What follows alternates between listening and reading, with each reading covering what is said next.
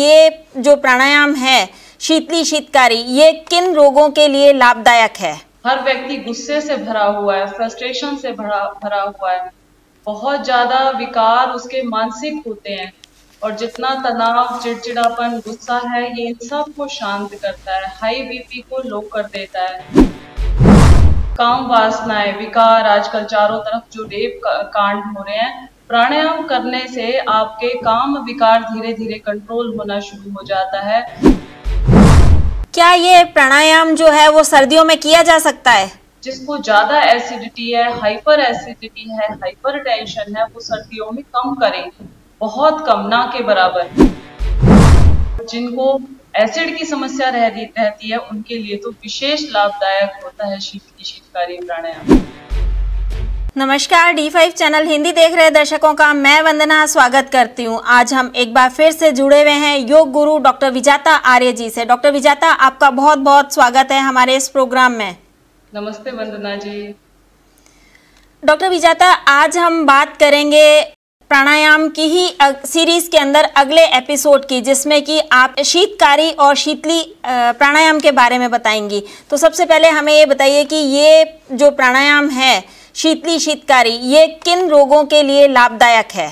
आजकल हम देखते हैं वंदना जी, चारों तरफ तनाव भरा माहौल होता है, हर व्यक्ति गुस्से से भरा हुआ है, फ्रस्ट्रेशन से भरा हुआ है, बहुत ज्यादा विकार उसके मानसिक होते हैं और जितना तनाव, चिड़चिड़ापन, गुस्सा है, ये इन सब को शांत करता है, हाई बीपी को लो कर देता है।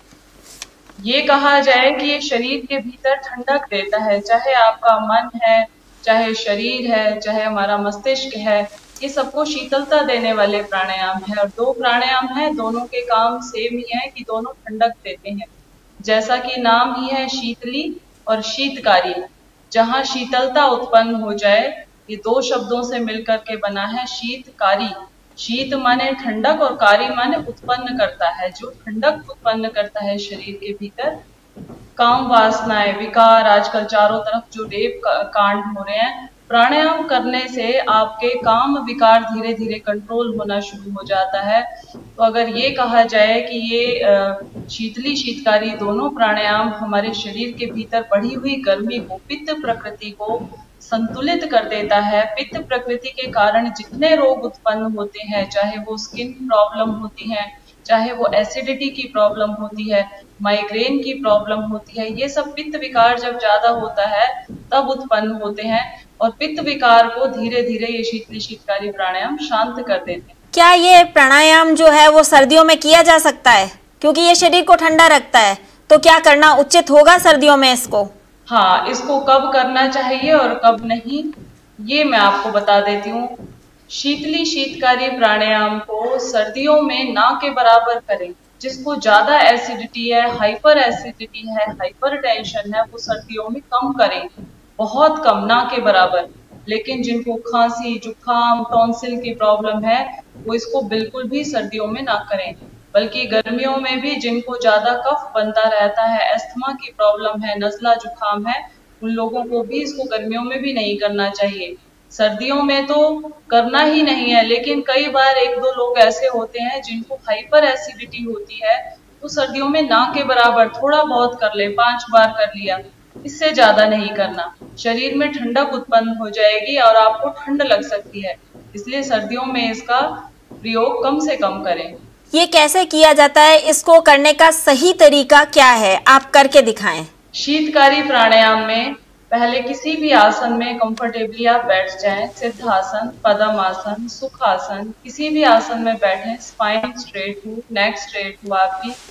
पहली उंगली और अंगूठे को मिला करके ध्यान मुद्रा बना के अपने घुटनों के ऊपर रख लें। तर्जनी और अंगूठे को मिलाने से ध्यान मुद्रा बन जाती है।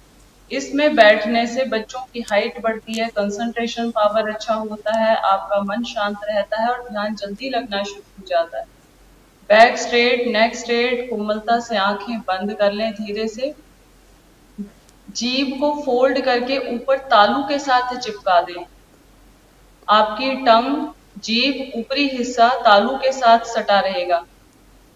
दोनों दांतों को आपस में मिला लें इस तरह से।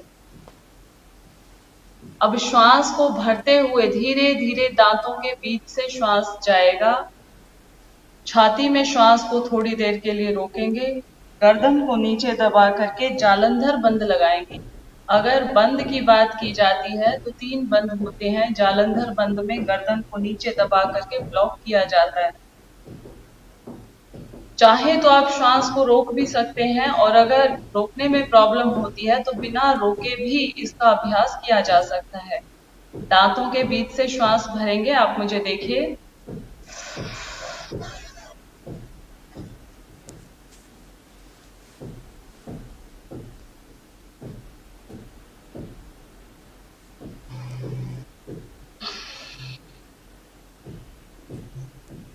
ये 1 राउंड पूरा हुआ। इस तरह से स्टार्टिंग में 10 से 15 राउंड और आगे जाकर के 15 से 30 राउंड तक इस तरह से आप शीतली शीतकारी, ये शीतकारी है जो मैंने किया है। शीतली प्राणायाम भी इसके साथ साथ ही होता है। जीभ को रोल बना करके बाहर निकाल लेंगे। कौवे की तरह चोंच बनानी है। जीभ को ऊपर की तरफ ऐसे फोल्ड कर दिया, और जीभ को फोल्ड करने के बाद जीभ के अंदर से श्वास को, ये पाइप जो बन गया, इसके भीतर से श्वास अंदर भरना है। थोड़ी देर गर्दन नीचे दबा करके होल्ड करना है श्वास को फेफड़ों के अंदर, और फिर धीरे धीरे दोनों नासिका से बाहर निकाल देंगे। देखिए एक बार।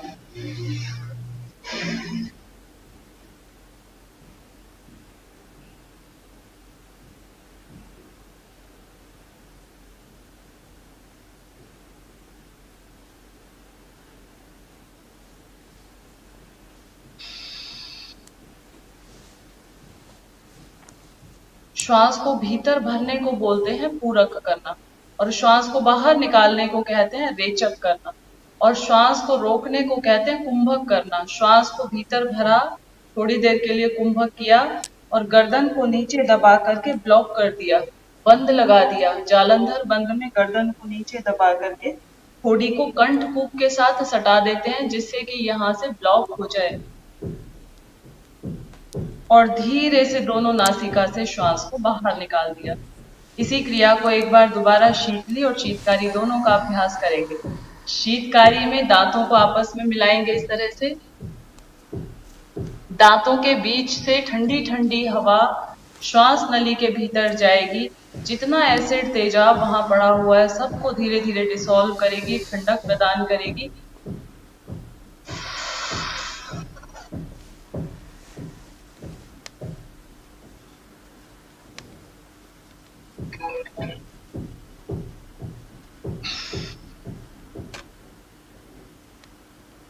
शीतली प्राणायाम।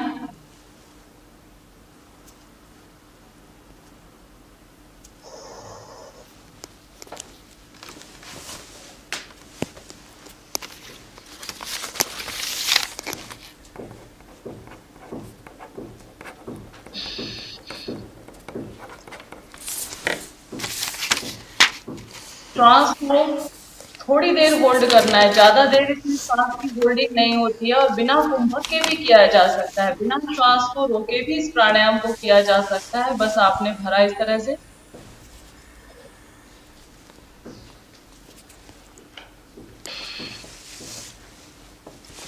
छोड़ दिया। दोनों तरह से कर सकते हैं। अगर श्वास रोकने में आपको किसी तरह की परेशानी महसूस होती है, आपको हार्ट हाई बीपी की प्रॉब्लम ज्यादा है और श्वास रोकने में कष्ट होता है, तो आप बिना होल्डिंग के शीतली शीतकारी प्राणायाम का अभ्यास करें। शीतली शीतकारी प्राणायाम का अभ्यास करते हुए ध्यान रखें कि मौसम आपका ज्यादा ठंडा ना हो। सर्दियों में तो करना ही नहीं है इसको, लेकिन धूल, धुआं, पॉल्यूशन, चारों तरफ आग जली हुई हो, धुआं आ रहा हो, ऐसे वातावरण में, बदबू के अंदर, गंदे वातावरण के अंदर बैठ करके शीतली शीतकारी प्राणायाम को नहीं करना। दोनों प्राणायाम एक जैसे ही हैं और दोनों का बेनिफिट ऑलमोस्ट सेम है। दोनों एक जैसा ही काम करते हैं, शरीर के अंदर पित्त प्रकृति को कम करते हैं। शीतली शीतकारी प्राणायाम का अभ्यास उन लोगों को जिनको बीपी लो रहता है उनको नहीं करना चाहिए, उससे उनका बीपी और डाउन हो जाएगा। लेकिन हाई बीपी है, हार्ट की प्रॉब्लम है, वो इसको अच्छे से ज्यादा बार कर सकते हैं। और ये अतिशोक्ति नहीं होगी, हठ योग प्रदीपिका में शीतली शीतकारी प्राणायाम के बारे में लिखा है कि इसको करने वाला कामदेव के समान सुंदर हो जाता है। तो ये आपकी सुंदरता को बढ़ाता है, क्योंकि जब आपके चेहरे के ऊपर शांति होगी तो अपने आप ही ओज और तेज प्रकट हो जाएगा, क्योंकि ये पूरे शरीर को, मन को, मस्तिष्क को शांत करता है। मानसिक तनाव धीरे धीरे खत्म हो जाते हैं। स्ट्रेस, एंजाइटी, तनाव, डिप्रेशन, इन सब को धीरे धीरे शीतली शीतकारी प्राणायाम कम करना शुरू कर देता है। तो शीतली शीतकारी प्राणायाम को सुबह के समय और शाम के समय खाली पेट इसका अभ्यास किया जाएगा, तो इससे विशेष लाभ मिलता है। और जिनको एसिड की समस्या रहती है उनके लिए तो विशेष लाभदायक होता है शीतली शीतकारी प्राणायाम। ये दिन में कितनी बार करना चाहिए? इसको सुबह और शाम दोनों समय किया जा सकता है। जिनको परेशानी ज्यादा रहती है, तनाव ज्यादा रहता है, एसिड ज्यादा बनता है, दोनों समय अभ्यास करें। सुबह भी अभ्यास कर सकते हैं, शाम को भी अभ्यास कर सकते हैं।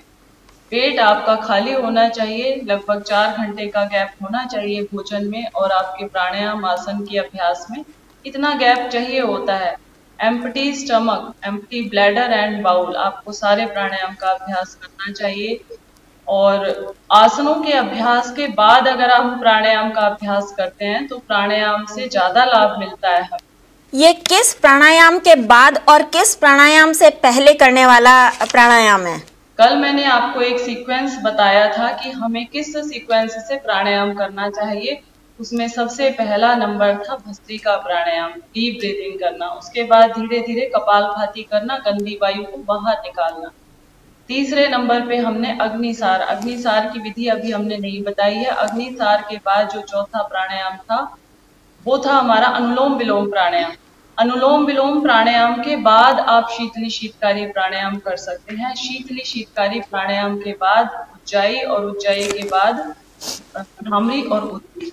ये सीक्वेंस है मोस्टली। अगर इसमें थोड़ा बहुत आगे पीछे भी किया जा सकता है, लेकिन स्टार्टिंग के जो 2-3 प्राणायाम मैंने बताए थे उनका सीक्वेंस लगभग वही होना चाहिए। अदरवाइज जिनको ज्यादा एसिडिटी की प्रॉब्लम है वो भस्त्रिका, कपालभाति अवॉइड करके, बीपी बढ़ा हुआ है या जिनको प्रॉब्लम ही इसी के लिए है कि एसिड ज्यादा बनता है, तो वो भस्त्रिका और कपालभाति को अवॉइड करके डायरेक्ट शीतली शीतकारी प्राणायाम करेंगे तो लाभ अच्छा मिलेगा, शरीर में ठंडक मिलेगी उनको। जिस समय प्रेगनेंसी होती है लेडीज, उस समय भी इसका अभ्यास कर सकते हैं। प्रेगनेंसी के टाइम पे भी शीतली शीतकारी प्राणायाम किया जा सकता है। पीरियड्स के टाइम पे भी आप शीतली शीतकारी प्राणायाम को कर सकते हैं। अगर आपको पीरियड्स में ओवर ब्लीडिंग होती है तो उसमें भी इससे रिलीफ मिलता है, क्योंकि ये खून में जो गर्मी होती है उसको शांत करता है। तो शीतली शीतकारी प्राणायाम को अपने रोग के अकॉर्डिंग आप कभी भी कर सकते हैं। अगर हमें रोग उस तरह का है, शरीर में पित्त बढ़ा हुआ है, एसिडिटी ज्यादा बढ़ी हुई है, तो आप बजाय ज्यादा वार्म अप वाले प्राणायाम करने के, जैसे कपालभाति है, भस्त्रिका है, इनको अवॉइड करके, हार्ट हाई बीपी की प्रॉब्लम आपको है, चक्कर आता है, ज्यादा आप दौड़ना भागना नहीं कर सकते हैं, तो शीतली शीतकारी प्राणायाम का अभ्यास ज्यादा से ज्यादा कीजिए और बाकी जो गर्मी बढ़ाने वाले प्राणायाम है उनको अवॉइड कीजिए। शीतली शीतकारी करते वक्त किन बातों का खास तौर से ध्यान रखना चाहिए, या यूं कहें कि कौन सी सावधानियां रखनी बहुत ज्यादा जरूरी हैं? सारे ही प्राणायाम करते हुए ठंडक के मौसम में करें। सुबह शाम धूप ना हो, छाया में बैठ करके आप करें और सनलाइट डायरेक्ट आपके शरीर पे ना आए।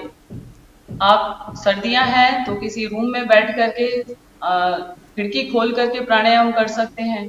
गर्मियां हैं तो बाहर पार्क के अंदर बैठ करके धुएं पॉल्यूशन से दूर जा करके प्राणायाम करें। स्पाइन हमेशा प्राणायाम करते हुए स्ट्रेट होना चाहिए।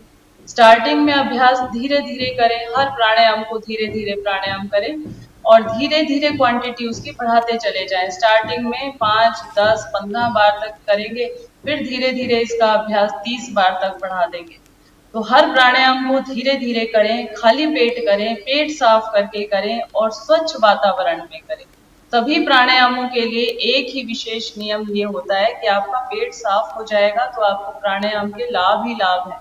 और पेट में गैस बनी हुई होती है, आपको खट्टी डकारें आ रही होती हैं, पेट में वायु बनी हुई होती है, तो परेशानी कई बार और बढ़ जाती है। आपको ऐसा लगता है वॉमिटिंग फीलिंग होगी। लेकिन शीतली शीतकारी प्राणायाम जब एसिड बन रहा हो, कुंजल क्रिया करने के बाद आप उसको करेंगे तो आपको तुरंत चमत्कारी इसका रिजल्ट मिलेगा। धीरे धीरे जो एसिड आपको हर्ट बर्न हो रहा था, गले में तेजाब बन रहा था, अल्सर वाले लोगों के लिए भी ये विशेष लाभदायक होता है, जिनको अल्सर होता है। बुखार की अवस्था में जब आपको बुखार होता है, उस समय भी आप शीतली शीतकारी प्राणायाम कर सकते हैं, क्योंकि शरीर में हीट बढ़ी हुई होती है, गर्मी बढ़ी हुई होती है। और जब आप शीतली शीतकारी प्राणायाम करते हैं तो शरीर से एक्स्ट्रा हीट धीरे धीरे हमारी कम होनी शुरू हो जाती है। तो सावधानियां जरूर रखें आप हर प्राणायाम को करते हुए, क्योंकि बार बार यही कहा जाता है कि सावधानी हटी और दुर्घटना घटी। इसलिए आसन करें, प्राणायाम करें, बहुत अच्छा है, सोने जैसा लाभ देता है, लेकिन सावधानी के साथ करें। सुबह खाली पेट करें, भरे पेट नहीं करें, और छाया में करें। धूप निकलने के बाद कोई भी प्राणायाम ना करें। और इसको मानसिक शांति के लिए भी किया जा सकता है, तनाव मुक्ति के लिए भी। तो शांत माहौल के अंदर बैठ करके करें, जहां आपका ध्यान भी लग सके। आप शीतली शीतकारी प्राणायाम करते हुए मेंटली पीस, चारों तरफ एटमॉस्फेयर, आपका माहौल ऐसा हो जहाँ पे हल्का म्यूजिक चल रहा हो, शांति से बैठ करके अच्छे माहौल के अंदर बैठ करके करेंगे तो मानसिक विकार भी धीरे धीरे समाप्त होने शुरू हो जाते हैं। डॉक्टर विजाता आर्य, आप हमसे जुड़ी, आपका बहुत बहुत धन्यवाद। धन्यवाद वंदना जी। अगले एपिसोड में आपसे फिर मुलाकात होगी, तब तक के लिए नमस्कार।